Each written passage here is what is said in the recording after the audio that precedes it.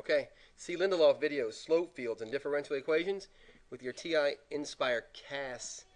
So this is definitely going to show up on the AP exam, probably mostly on multiple choice section, but there's probably a 10% chance you see this on free response.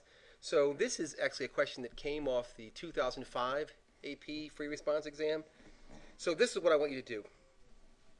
I just want you to, when you go to get this, what you're asked to do on the exam is you're given a differential equation and you're asked to graph the slope field. So this is actually really easy. Here we are in the graphing section of the calculator. All you have to do is go to menu. From menu, go to edit, graph entry or edit. Remember that when you're graphing a slope field, it's a differential equation. So there it is. And the differential equation that we're given happens to be a rational function, so I'm going to do this. And it's negative 2x over y. And it seems like this should be okay, but what you do have to do to get your calculator to recognize this is put a 1 after it, so it should recognize that. So far, so good, right? Pretty easy. So hit enter. Here's the slope field. Now, if you wanted to make the slope field a little bit more specific or a little bit more clear, you could always go back to here, go back to tab, and over here, edit parameters. You could go through here, scroll down, and on the exam what they give you is they give you like -1 to 1. So I don't know, I'll put like -2.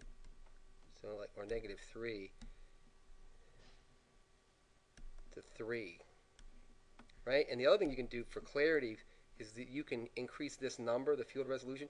I wouldn't go too crazy with it, but maybe 25. Some people go to 50. Hit OK. And there it is.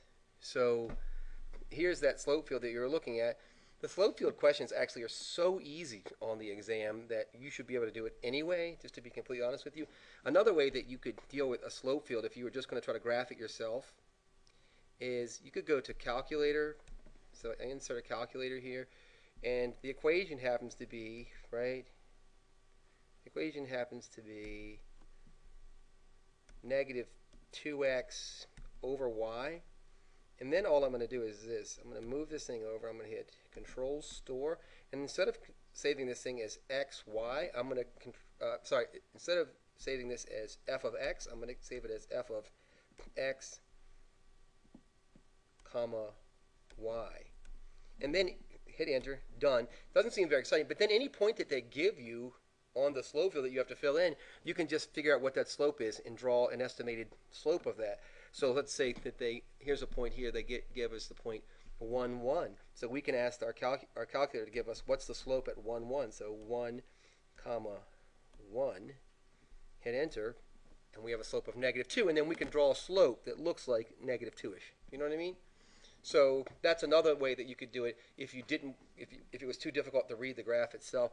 I did another video on differential equations and solving for particular solutions, and that's part C of this question. So hopefully you'll go watch that. If you have any questions or comments, let me know. If you haven't already subscribed, please do, and I really appreciate you watching. Thanks, and good luck. Good luck. You're going to do great.